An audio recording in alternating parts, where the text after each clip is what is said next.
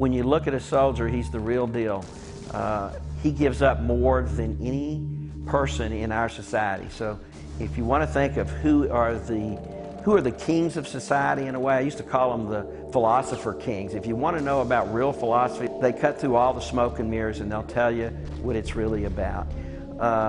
These are the realest, most proven Americans that you'll ever meet.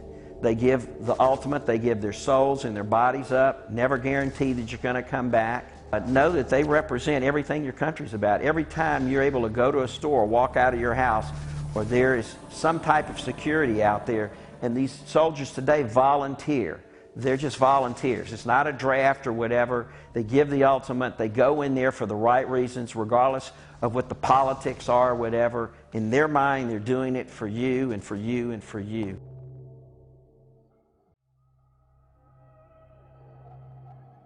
Well, I was born in Birmingham. I'm a war baby, 1944, August 1st. But I was the fourth of 6 children my father had. He wanted all boys. He got one boy, the fourth try, and tried a couple more times for a brother. So I have 5 sisters. One passed away a year ago, but my childhood was absolutely wonderful. I wouldn't change anything as far as the upbringing. I was raised from the get-go with my oldest sister with a disability. So I learned about disability. I learned that people weren't perfect, and yet, to my eyes, my sister was perfect. As I grew up, I realized more and more, because I was very protective of my sister, and all of my early fights as a kid, believe it or not, were over people being cruel to my sister. My father was French Lebanese, my mother was Scotch Irish, so it was an interesting mix. I had everything you could have. I had a ball, I played sports, the Catholic schools were filled with sports, and my father, having been a big football player, played football at Alabama with the great Bear Bryant, started football at that high school when it was built in the late 40s. And so I was lucky to have that. Of course, I had the nun education. You've heard all the Catholic nun stories. Most of them are true, from Mother Superior on down. But I survived that. It was a great childhood. Everybody went into the service. It was, we were raised in my generation with John Wayne, Audie Murphy. My father was Army Air Force. My uncle was infantry, shot up in the Pacific. Third week in, I mean, he came home quick, but that was supposed to be the end-all war, and then the Korean War came, but of course I was still a grade schooler. And then Vietnam came about as I went into high school. Then the draft opened up, and I hit college, and there's a lot of things that happened. One is my first year I was in the seminary. There was a big push for us Catholic kids to consider being a priest. It's just the way it was. And so I tried it for 9 months. I went my freshman year. It just wasn't my cup of tea. And then I just slipped over into the regular population and finished out and went into ROTC. I figured, if I'm going to go in, I want to be commissioned. I'd rather be an officer than just, a private in the military. And of course, throughout my college, the war escalated. The war kicked off big time my sophomore, junior year. 64 is when the major troops went in. And then in 65, my summer camp, I had to go, we were sent all over the country. I was sent to the 82nd Airborne in Fort Bragg. And the rest of my class that I graduated with went on within a year. They were in Vietnam. And by my second year in graduate school, half my class had either been wounded or killed in Vietnam. I had a lot of guilt about that, for whatever reasons. I mean, I was just, wasn't that I was, I'm commissioned, I'm a reserve officer status. When I'm getting my degree, you start getting news back. A couple of my high school buddies that I went to school with were killed, and then 3 of my college friends were killed. And by the time I finished my graduate training, which was completed in the spring of '68, I was infantry. I was a 2nd lieutenant infantry. At that time, the average lifespan of a 2nd lieutenant in the field was 60 seconds. That's how fast they were going. So I got another God shot. I applied. I got a branch transfer from infantry to medical service corps, which is where mental health doctors, psychiatrists went. And I went from a 2nd lieutenant in one sweep of the hand to a captain. I was the youngest captain in the Army, at the time for about 6 months at 23 on paper. So most of my graduate work had been in prison, but I ran out of time at 36 months, and the Army's going, come on, and I was ready to go in. So I went in as a mental health officer, U.S. Army captain, so I had to go for another branch school because I'd only had infantry training, and they needed people to help save lives, not to kill people. So I went to Fort Sam Houston, did 4 months of training, basically medical training. I did my first year at Fort Leavenworth at the military prison. And that's where I really learned about the Vietnam War, because I had been in school and the only thing I was getting back were the fact that people that I had been trained with years before were either wounded or killed, coming back different. And I'm still this happy-go-lucky, having a, you know, I'm Joe Namath. I used to consider myself Joe Namath without being a ball player. I mean, I had the life and had rank. I'm young. I look younger than my entire company. Swear to God, I look like the baby in my company. And I'd done my training in prison and graduate, so I really, it was comfortable working around hardcore prisoners. And these were, you know, I'd done it with state, federal, and now I was in a military prison. And the majority of them in '69 were from Vietnam. Everything from fragging to rape to murder, just insane. This is the greatest event in my life in '69, other than the landing on the moon that I watched with several officers. People that I trained with are dead and gone, and this event is so big. And by '69, it went from a hawk to a dove in the country. The country had turned against it. And in the back of my head, I'm missing the biggest event. I mean, I didn't tell anybody. I'm a mental health professional, but I felt like it. And all of a sudden, we had a new mental health officer come in. And within his first month, he gets Vietnam orders, and he's married, and his wife slices her wrist to whatever, and it's chaos. And it was the light I went into my commanding officer who'd served in World War II, whatever, he was now a mental health officer, and I said, I don't know who's talking to me, but I'll take his spot. And I only had 3 months, and I had served my 2 years active. I didn't have to go. And my father, I was sole surviving son because my father was in World War II. So I didn't have to go, but I volunteered. And within 3 months, in January of '70, I was on a plane to Vietnam. And the rest is history. I mean, my whole life changed.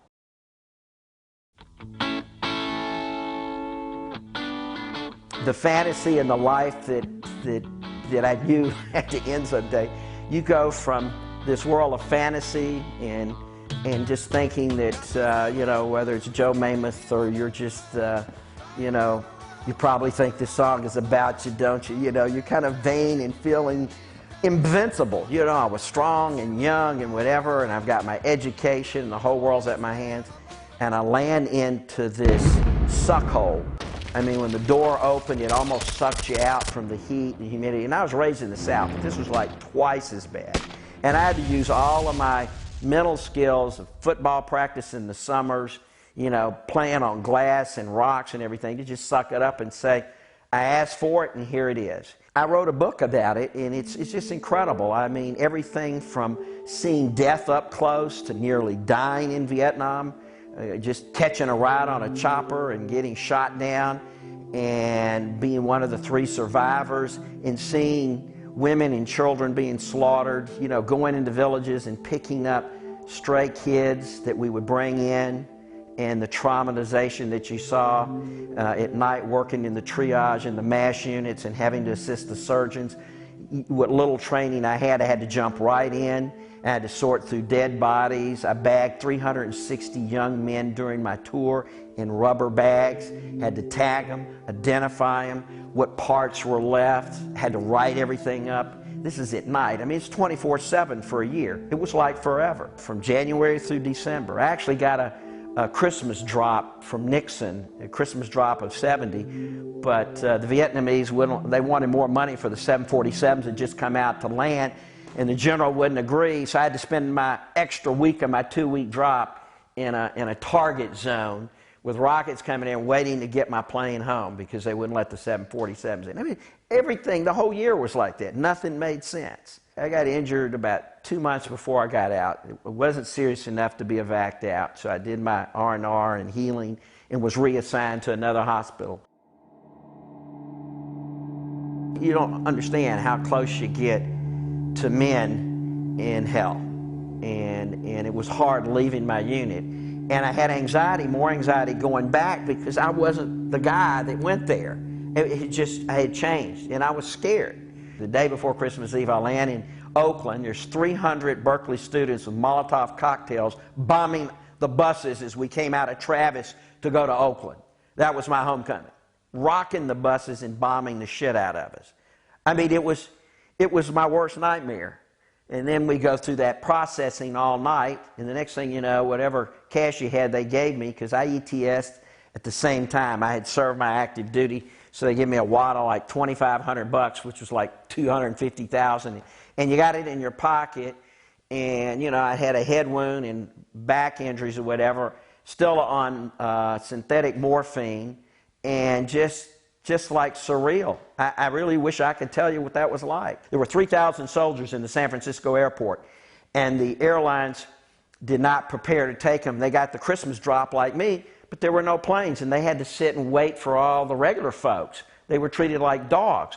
Well, there were 3 black 82nd infantry, and they saw me coming, and they saw my captain, and I just hit the airport. I'm still numb, and they come up and say, "Sir, they won't let us on the plane. They won't let us on the plane." I said, "What the fuck are you talking about?" I said, "They won't let us on the plane. They say we're whatever." They couldn't even say the word inebriated. That was the word this woman was using. I said, where is she?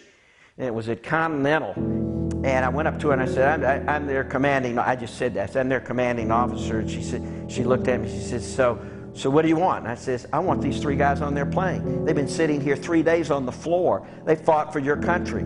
I just went over." She says, "I'm sorry, but they're inebriated. They can't get on the plane." There were like 4 police divisions pulling me off that counter. But because I was an officer, and because I was right, they took me up into the office there. These 3 guys got on. They assigned me an escort to Dallas back to Birmingham. That's how dramatic that was. I was ready to kill everybody. Didn't care. So I was different.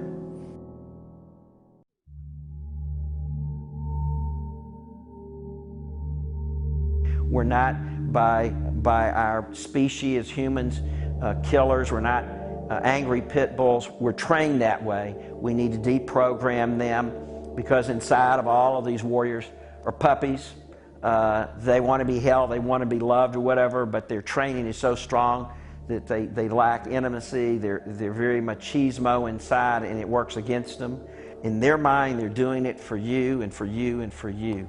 They're the greatest people in the world. Just hard to communicate with them because they're very uncomfortable. They don't know how to trust if you really care. And for the most part, what we displayed through the fact that there's so much distance between non-veterans and veterans that they feel like something's wrong with them. Go up and hug a veteran. Break that barrier. Make a bigger effort, because he won't. You need to realize what he's given to you. You know, freedom isn't free, and freedom has a cost. And these are the people that lay their lives and souls on the line for that. Get it. Understand it. If you have to get a dictionary and slap yourself in the face and realize really what the cost is and what you have every day, whether it's walking out of your house, shopping, driving your car. You can bitch and moan about everything, but you have it because of the soldier.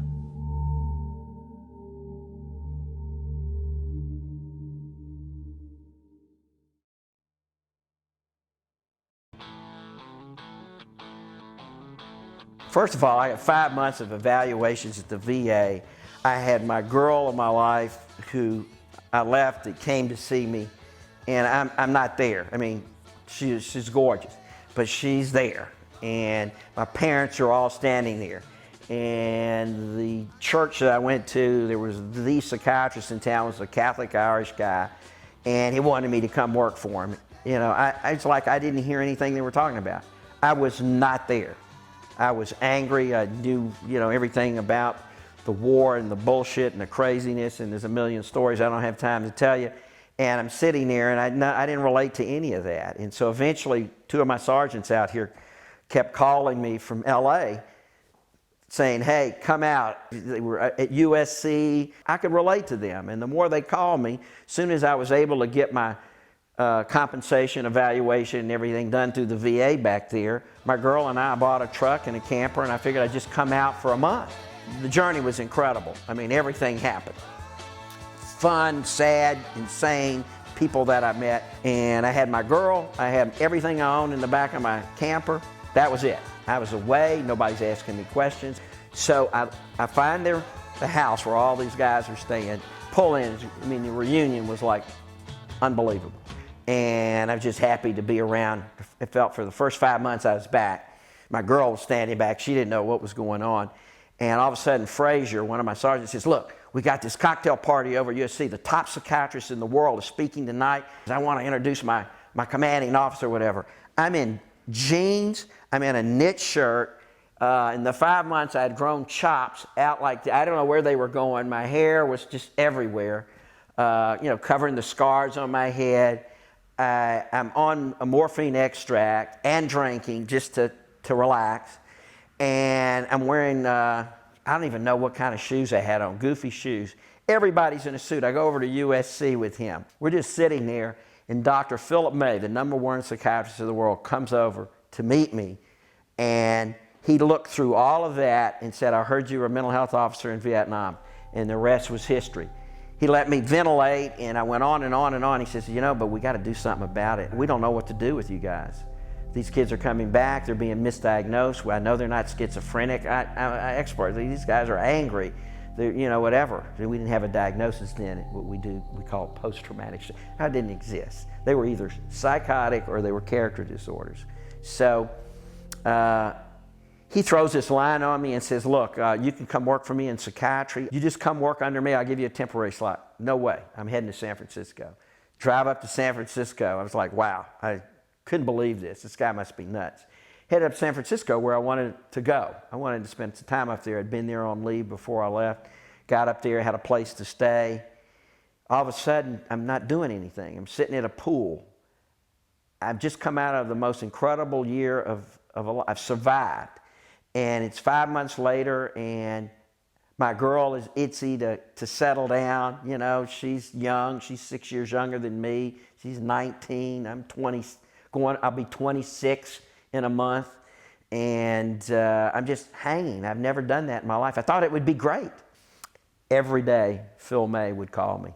Every day. My sergeant gave him the number. And within 3 weeks, I was clashing with my girl. We decided we'd go down for the summer. We get a job, she get a job, and I've never looked back.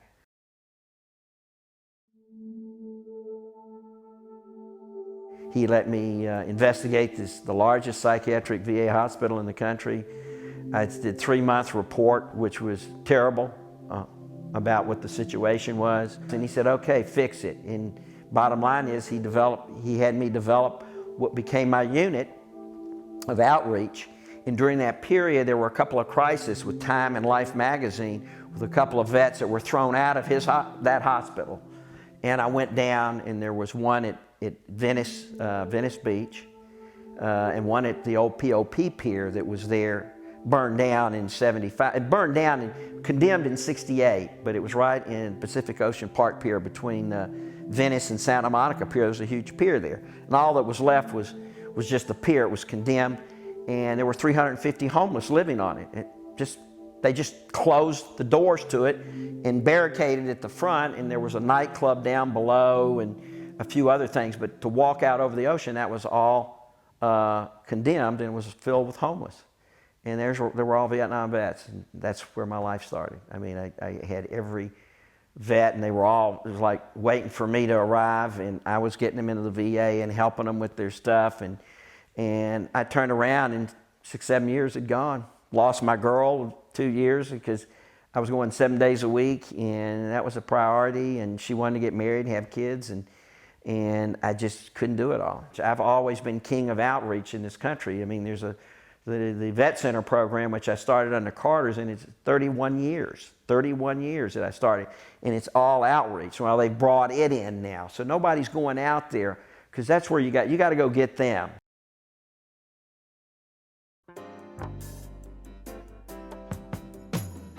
I decided to set up a toll-free number in '85 where people can call in, because most soldiers don't know where to start, and they're not going to walk into a big monster VA and knock on concrete and say help. They don't do it. I had this whole thing, if I'm making it simple. One is to give them a number. advertise it, call, and talk to somebody. So for years, with mostly Vietnam vets up until 2001, 2002, the toll-free number was our flag. Then all of a sudden, 9/11, Afghanistan, Iraq, still going on, 9 going on 10 years, got 2 wars going. These guys start coming back in 02 and 03. This new group are all internet savvy. These are kids that came out of that. I didn't. We got this grant about 4 years ago, a major grant, and we had to get into the 21st century, and we put up, I think, the baddest website for veterans in the country. We've been told that. It's smoking all the time. We can't talk enough, you know. We've had 2 million soldiers go back. We got 2 million more gearing up to fight whenever these wars end, and they won't go to the VA. We still have from World War II up through Desert Storm calling. They check us out on the internet, they interact on the internet, and then they call. And that was the buffer. But eventually we want to talk, because 99% of my team are veterans, and half of them now are from Iraq and Afghanistan. I'm hiring all new guys because they understand it, and they got to take over for me. I can't do this forever, and this is the future, and it's been incredible. I mean, they pick up the phone. Just like we had, I did this show on CNN, and it ran worldwide 5 years ago on this vet that I helped who almost went to jail. It ran worldwide. Well, they satellited into all the stand-down areas for the troops, and now we get calls from the troops, because they're not going to go talk to the mental health officer there, because it gets on a record and they find out, oh, you're having problems, you're mental or whatever. It's not looked at. They tell you can, but they don't. So they call us.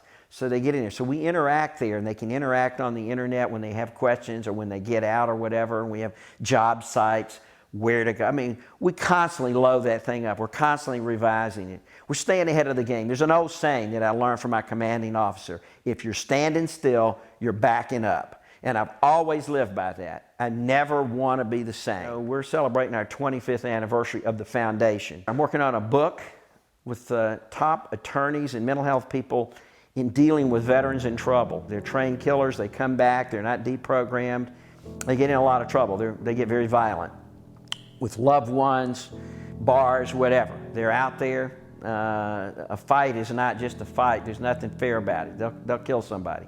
And I've done a lot of murder trials. And one of my combat vets, Barry Levin, saw me on TV, came in, 2 tours, was an airborne combat vet, and started helping me because I was going to court. I'm not an attorney, but I would plead, and because of my reputation, I was able to bend the judge a little bit and the jury sometimes to be lenient on the guy because he was never treated. You know, you might call it that he was insane at the time because he was never deprogrammed. And we're writing, and I'm the head editor of a book that will be out hopefully by the end of the year for all attorneys in the country. So whenever a veteran goes to trial, if it's PTSD or for any post-war behavior, he'll understand and know how to defend it, because I can't go to every trial. So we got to train the attorneys. They got to know, how do you do this? And the book is going to be a procedural book, how to do it. It's major. The first person and really the godfather of celebrities for us that we honor is Keith Knudsen. He was a legendary drummer for the Doobies, and he read my book. It was a roadie, had it, my book on Vietnam, and tracked me down in '86. And the Doobie Brothers had been broken up for 4 years at the time, bad blood, you know, drugs and everything. And he said, how many more books have you got of that? At the time, my first printing, I had several. He said, give me 12. I'm going to send them to all the original brothers and see if they'll come for one night, put down all their swords, and let's do a concert and get your foundation going. Because I was on paper from '85 to '87 until we had the big concert.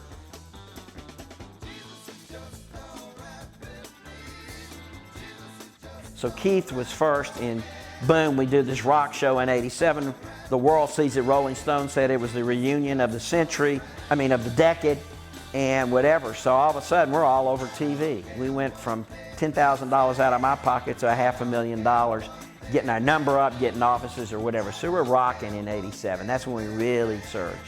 And Robin Williams stepped in through one of my other Vietnam friends who was a comedian, that Robin had done Good Morning Vietnam, and we got all the music royalties to that, so he donated that to us. And then it just accelerated. Then Lyle Alzado, I changed gyms in '86 after I left the VA, and I went to Gold's Gym.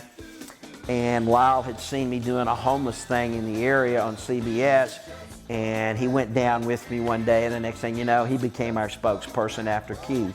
And then we met Bob Hope, James Garner. People just came in that area. Oliver Stone, because of Ron Kovic. He was a patient of mine, born on the 4th of July. And I'm out here, and so celebrities would see me, thought I was a celebrity vet, which I used to get dinged with by my fellow veterans. But I'm here, and I played it to our advantage, trying to get them. But to be honest with you, the older guys were great. The new guys, I'm hoping through this medium that we'll be able to recruit some of the new stars. I'm not really a star kind of guy, but they really help. I mean, if we could get a Tom Cruise or somebody even younger that's hot now to step up for the foundation, and we need some new blood. I mean, it brings in money, and it's helpful.